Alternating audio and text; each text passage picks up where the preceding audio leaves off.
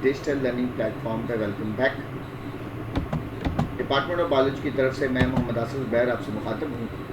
आज डिस्कस करते हैं अपकमिंग टेस्ट के सिलेबस को, उसको रिव्यू करते हुए उसके अहम शॉर्ट क्वेश्चंस को डिस्कस करेंगे। तो हमारा जो टेस्ट सिलेबस है बेटा वो चैप्टर 6 से है, जहाँ से जो टॉपिक्स इंक्लूड किए गए हैं वो है मैकेनिज्म ऑफ फोटोसिंथेसिस से लेकर लाइट इंडिपेंडेंट रिएक्शन तक ये टॉपिक होंगे, जिसमें बेटा मैकेनिज्म ऑफ फोटोसिंथेसिस का एक टॉपिक है, साथ में लाइट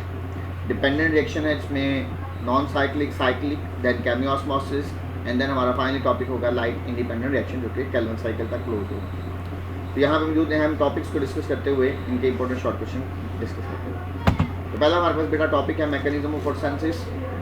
तो मैकेनिज्म ऑफ फोटोसिंथेसिस में बेटा जानते हैं फोटोसिंथेसिस एक किस्म का रिडॉक्स रिएक्शन है जिसमें simultaneously at a time oxidation भी हो रही होती है और रिडक्शन भी हो रही होती है। और हम जानते हैं कि ड्यूरिंग फोटोसिंथेसिस जो वाटर है बेटा उसकी क्या की जाती है, उसकी ऑक्सीडेशन की जाती है, उससे हाइड्रोजन और इलेक्ट्रॉन्स को निकाल दिया जाता है और उसको कन्वर्ट कर दिया जाता है इनटू वॉट ऑक्सीजन। और जहाँ से निकलने वाले हाइड्रोजन वो क्या करते हैं, are used to reduce carbon dioxide into sugar. यानी ड्यूरिंग फोटोसिंथेसिस वाटर की बेटा ऑक्सीडेशन होती है और कार्बन डाइऑक्साइड की रिडक्शन होती है, जिसके रिजल्ट में हमारे पास जो है वो शुगर बनती है। अब ये पूरा जो प्रोसेस है बहुत सिंपल नहीं है, बल्कि ये कम्प्लेक्स प्रोसेस है जिसको बेटा 2 स्टेप्स में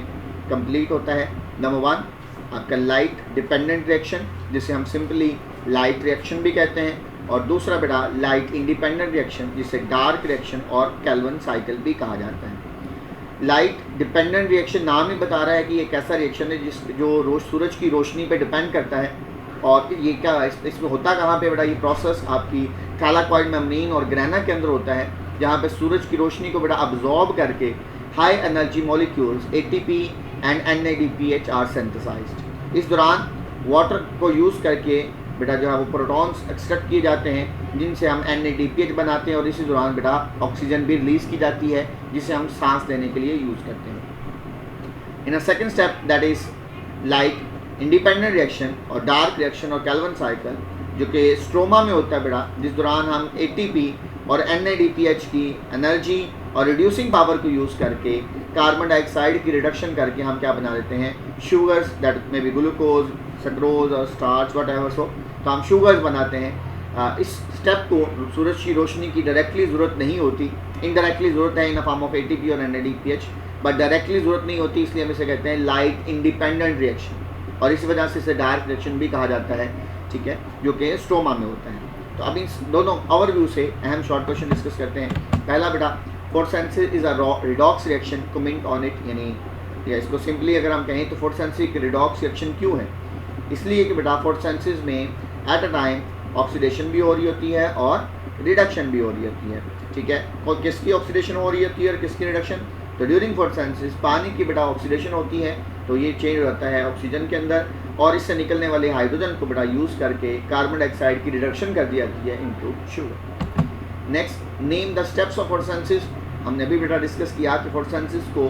2 मेजर स्टेप्स में डिवाइड कर दिया गया है। एक लाइट डिपेंडेंट रिएक्शन, जिसे सिंपली लाइट रिएक्शन भी कहते हैं, जो सूरज की रोशनी की मौजूदगी में होता है, जिसमें ATP और NADPH मॉलिक्यूल्स को बनाया जाता है। और दूसरा स्टेप है लाइट इंडिपेंडेंट रिएक्शन, जिसे हम डार्क रिएक्शन भी कहते हैं, जो सूरज की गैर मौजूदगी में होता है, उसको सूरज की रोशनी की डायरेक्टली ज़रूरत नहीं होती, और उस दौरान हम कार्बन डाइऑक्साइड को रिड्यूस करके क्या बनाते हैं, शुगर बनाते हैं। नेक्स्ट, सिमिलरली इन्हीं रिएक्शंस को बेटा इनमें डिफ्रेंशिएशन है, डिफ्रेंशिएट बिटवीन लाइट रिएक्शन और डार्क रिएक्शन। अभी हम डिस्कस कर चुके हैं कि लाइट रिएक्शन नाम इंडिकेट कर रहा है कि सूरज की रोशनी में होगा, और डार्क रिएक्शन इसको सूरज की रोशनी की डायरेक्टली ज़रूरत नहीं है। लाइट रिएक्शन बेटा ग्रेना और थैलाकॉइड मेम्ब्रेन में होता है, वाइल डार्क रिएक्शन जो है वो स्ट्रोमा में होता है। लाइट रिएक्शन में जो प्रोडक्ट्स बनते हैं वो ATP और NADPH होते हैं, वाइल डार्क रिएक्शन में जो प्रोडक्ट्स बनते हैं उन्हें हम दैट आर शुगर, ठीक है। तो ये हमारे इंपॉर्टेंट टॉपिक्स थे बेटा, इस टॉपिक से रिलेटेड अहम शॉर्ट क्वेश्चन जिनको हम ओवरव्यू किया।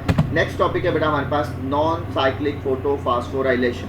हम जानते हैं जो लाइट डिपेंडेंट रिएक्शन है वो सूरज की रोशनी पे डिपेंड कर रहा होता है, जिसमें सूरज की रोशनी को ऑब्जॉर्ब किया जाता है बाय वेरियस फोटोसिंथेटिक पिगमेंट्स, जो उस लाइट को ऑब्जॉर्ब करते हैं और उसकी एनर्जी को बेटा यूज़ करते हैं टू ट्रांसमिट इलेक्ट्रॉन और इलेक्ट्रॉन ट्रांसपोर्ट चेन, और वो इलेक्ट्रॉन ट्रांसपोर्ट चेन बेटा क्या करती है, सिंथेसाइज करती है ATP बाय केमियोस्मोसिस। अब यहाँ पे बेटा हमारे पास जो है वो इलेक्ट्रॉन का जो फ्लो है उसकी बेस पे बेटा हमारे पास जो है वो लाइट डिपेंडेंट रिएक्शन को बेटा दो कैटेगरी में डिवाइड कर दिया जाता है, साइक्लिक और नॉन साइक्लिक। बट इसका जो एक्चुअल नेम होता है वो बेटा फॉस्फोराइलेशन। फॉस्फोराइलेशन बेटा टर्म होती है जिसे हम कहते हैं सिंथेसिस ऑफ एटीपी, और फोटोफॉस्फोराइलेशन कहते हैं synthesis of ATP in the presence of light. यानी अगर ये ऑक्सीजन की प्रेजेंस में होगा तो हम इसे कहेंगे ऑक्सीडेटिव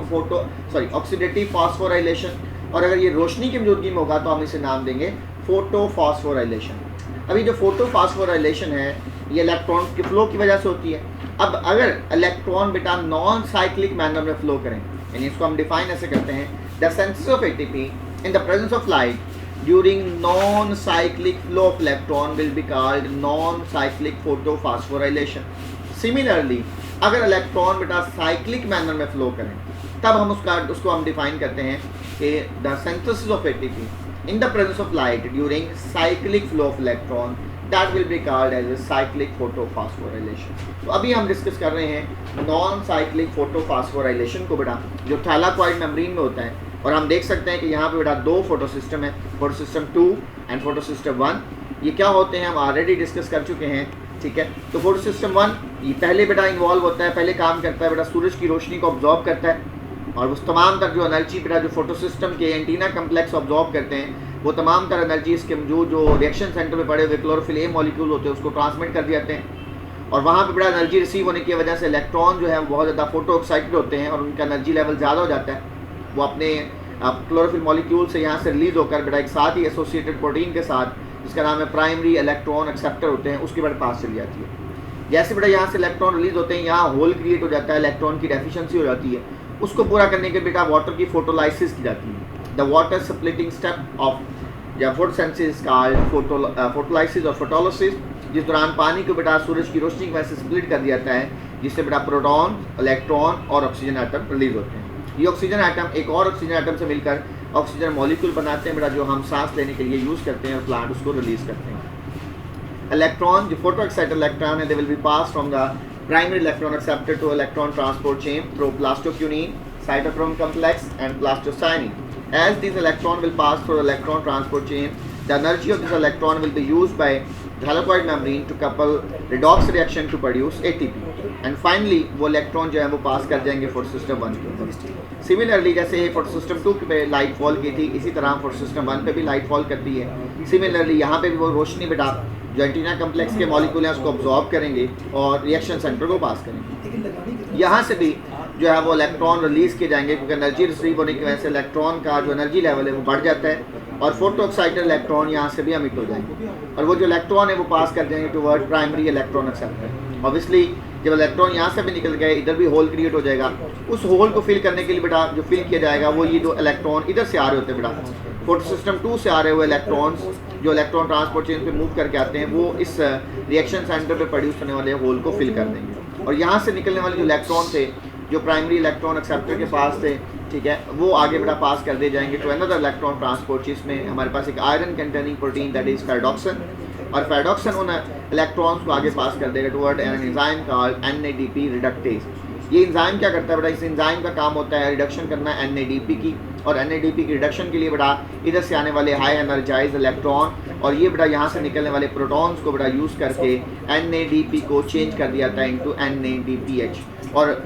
नॉन साइक्लिक फोटोफॉस्फोराइलेशन में यही दो बेटा मॉलिक्यूल बनाए जाते हैं ATP और NADPH, ठीक है। अब यहाँ पे अगर हम देखें तो इस सारे प्रोसेस में जो इलेक्ट्रॉन का फ्लो है वो जो है वो जिगजैग मैनर में है, इसलिए हम इस सारे इलेक्ट्रॉन फ्लो की वजह से इस स्कीम को हम कहते हैं Z स्कीम। अब इस टॉपिक से हम शॉर्ट क्वेश्चन बेटा अगर हम देखें तो पहला बेटा differentiate between non cyclic and cyclic photophosphorylation हम डिस्कस कर चुके हैं बेटा। The synthesis of ATP in the presence of light during non cyclic flow of electron will be called as non cyclic photophosphorylation and the synthesis of ATP during the cyclic flow of electron is called cyclic photophosphorylation, ठीक है। Other differences भी यहाँ पे होते हैं बेटा जिसमें यहाँ पे जो प्रोडक्ट्स होते हैं उनका भी फ़र्क है बेटा। नॉन साइक्लिक में ATP और NADPH दोनों बनते हैं, साइक्लिक में सिर्फ ATP बनते हैं। और भी फ़र्क है बेटा डिफरेंस इसमें नॉन साइक्लिक में फोटो सिस्टम 1 और फोटो सिस्टम 2 बोथ इन्वॉल्व होते हैं, साइक्लिक में सिर्फ फोटो सिस्टम 1 इन्वॉल्व होता है। नेक्स्ट क्वेश्चन है why water is essential for non cyclic photophosphorylation. तो हम जानते हैं बेटा कि फोटो सिस्टम 2 पे बेटा जब इलेक्ट्रॉन रिलीज होते हैं तो यहाँ मेरा हुआ होल क्रिएट होता है, उस होल को फिल करना बहुत ज़रूरी होता है क्योंकि जो क्लोरोफिल मॉलिक्यूल होते हैं they become strong oxidising agent, तो उसकी बड़ा होल को फिल करने के लिए वाटर जो है रिक्वायर्ड होता है, जहाँ स्प्लिट करके इसको वाटर से इलेक्ट्रॉन निकाले जाते हैं जो फोटो सिस्टम 2 के इलेक्ट्रॉन को फिल करते हैं, और इसी दौरान जो प्रोटॉन होते हैं बेटा उनको आगे यूज़ करके बेटा हम NADP को NADPH में रिड्यूस करते हैं, ठीक है। और इसी दौरान जो पानी वाटर में जो ऑक्सीजन होती है बेटा वो प्लांट जो है वो रिलीज़ करते हैं जिसे एज ए बाय प्रोडक्ट जिसे हम सांस लेने में यूज़ करते हैं। Next define photolysis mean photolysis क्या होती है, the water splitting reaction of photosynthesis called photolysis, जो कि फोटो सिस्टम 2 पे होती है बेटा, जिस दौरान पानी के एक मॉलिक्यूल को स्प्लिट कर दिया जाता है टू गेट इलेक्ट्रॉन्स, और इसी दौरान बेटा जो है वो जो ऑक्सीजन रिलीज होती है उसको रिलीज कर देते हैं। Next question, what is the Z scheme, हमने अभी डिस्कस किया बेटा ड्यूरिंग नॉन साइक्लिक फोटोफॉस्फोराइलेशन जो इलेक्ट्रॉन का फ्लो होता है वो जिगजैग मैनर में होता है, इसलिए हम उसे कहते हैं जी स्कीम कहा जाता है। लास्ट क्वेश्चन है बेटा what are the products of non cyclic photophosphorylation, तो बेटा 3 अहम प्रोडक्ट्स हैं नॉन साइक्लिक फोटोफॉस्फोराइलेशन के, पहला ATP, दूसरा NADPH, तीसरा ऑक्सीजन। नेक्स्ट बेटा हमारे पास क्वेश्चन है साइक्लिक फोटोफॉस्फोराइलेशन, बेटा एक टेम्परेरी सिचुएशन होती है जब हमारे सेल्स के अंदर प्लांट के सेल्स के पास जो है वो NADPH बहुत एक्सेस में होते हैं और ATP कम हो जाते हैं, तो टेम्परेरी शिफ्टिंग होती है from non cyclic toward cyclic, जिसमें सिर्फ फोटो सिस्टम 1 इन्वॉल्व होता है, और ये फोटो सिस्टम 1 क्या करता है बेटा सनलाइट को ऑब्जॉर्व करता है और उससे एनर्जी बेटा जो है वो तमाम तरह एनर्जी जो है वो रिएक्शन सेंटर को पास की जाती है, वहाँ से इलेक्ट्रॉन जो है वो हाई एनर्जी इलेक्ट्रॉन जो अमिट होते हैं और जाते हैं प्राइमरी इलेक्ट्रॉन एक्सेप्टर के पास, वहाँ से बेटा इसको पास कर दिया जाता है toward an iron containing protein that is a ferredoxin, और हम जानते हैं NADP रिडक्टेज एंजाइम इनहिबिटेड होता है because of excess of NADPH, तो अब ये उसको NADPH को रिडक्टेज एंजाइम को पास नहीं कर सकते, तो FD फेरेडॉक्सिन क्या करता है उनको एक अल्टरनेट पाथ पे ट्रांसफर कर देता है, ट्रांसफर बैक कर देता है toward cytochrome complex and toward plastocyanin, और वही इलेक्ट्रॉन बेटा ये आप जहाँ से पास करते हैं तो वो क्या प्रोड्यूस करते हैं ATP बनाते हैं, अगेन वही जो है वो इलेक्ट्रॉन रिसाइकिल होते हैं, दोबारा यहाँ पे क्रिएट होने वाले होल को फिल कर देते हैं, तो आप देख सकते हैं कि यहाँ से जो इलेक्ट्रॉन निकल रहे हैं वो एक साइक्लिक मैनर में फ्लो कर रहे हैं, that's why this is called cyclic photophosphorylation, और इसका बड़ा सिंगल प्रोडक्ट है दैट इज ATP, और इसमें सिंगल फोटो सिस्टम इन्वॉल्व होता है दैट इज फोटो सिस्टम 1। अब इस टॉपिक बेटा short question, why does cyclic photophosphorylation produce only ATP, क्योंकि हमें बेटा साइक्लिक फोटोफॉस्फोराइलेशन की ही इसलिए जाती है कि हमारे पास जो है there is a low concentration of ATP in a chloroplast, कि NADPH बहुत ज़्यादा होते हैं ATP कम होते हैं, तो उस दौरान बेटा टेम्परेरी नॉन साइक्लिक को शिफ्ट कर दिया जाता है टुवर्ड साइक्लिक, ताकि सिर्फ और सिर्फ ATP को प्रोड्यूस कर दिया है। वाई साइक्लिक फोटोफॉस्फोराइलेशन, इसको भी अभी हमने जनरली डिस्कस कर चुके हैं। Why there is no oxygen release in this pathway बेटा, तो हम जानते हैं बेटा कि साइक्लिक फोटोफॉस्फोराइलेशन में इलेक्ट्रॉन जो होते हैं वो साइक्लिक मैनर में फ्लो करते हैं, तो कहीं पे भी होल और इलेक्ट्रॉन की डेफिशिएंसी क्रिएट नहीं होती, ठीक है। इसलिए बेटा यहाँ पे ना तो NADPH बनते हैं जहाँ इलेक्ट्रॉन यूज़ हो जाते हैं, तो एक साइक्लिक फ्लो में बेटा जब इलेक्ट्रॉन मूव करते हैं होल क्रिएट होता है, वही इलेक्ट्रॉन वापस जाकर उस होल को फिल कर देते हैं, इसलिए ड्यूरिंग साइक्लिक फोटोफॉस्फोराइलेशन फोटोलिसिस नहीं की जाती और ना ही यहाँ पे जो है वो ऑक्सीजन रिलीज होती है। नेक्स्ट क्वेश्चन बेटा हमारे पास है chemiosmosis, thylakoid membrane couple a redox reaction to synthesize ATP, इस दौरान बेटा हमारे पास इलेक्ट्रॉन्स मूव करते हैं from photo system 2 to photo system 1, और जब इलेक्ट्रॉन मूव करते हैं बेटा from plastoquinone to cytochrome complex to plastocyanin, उन इलेक्ट्रॉन की एनर्जी को यूज़ करके थैलाकोइड मेम्ब्रेन क्या करती है बेटा पंप करती है प्रोटॉन्स को अक्रॉस द मेम्ब्रेन, यानी फ्रॉम द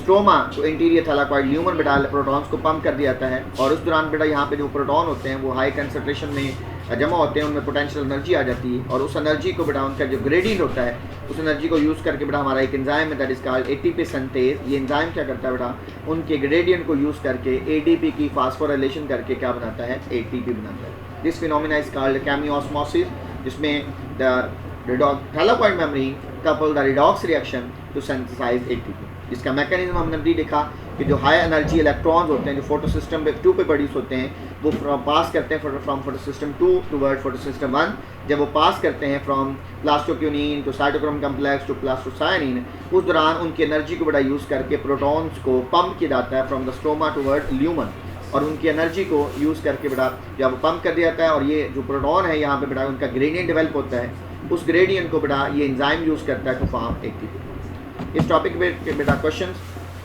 तो व्हाट इज केमियोस्मोसिस अभी हमने डिस्कस किया बेटा। How proton gradient establish across the thylakoid membrane, ये भी हम डिस्कस कर चुके हैं कि प्रोटॉन्स को पंप कर दिया जाता है अक्रॉस द मेम्ब्रेन, जिसकी वजह से वहाँ पे प्रोटॉन ग्रेडियंट एस्टैब्लिश होता है। नेक्स्ट है what is the role of ATP synthase, बेटा हमने भी बात की कि हमारे पास यहाँ पे थैलाकॉइड मेम्ब्रेन के अंदर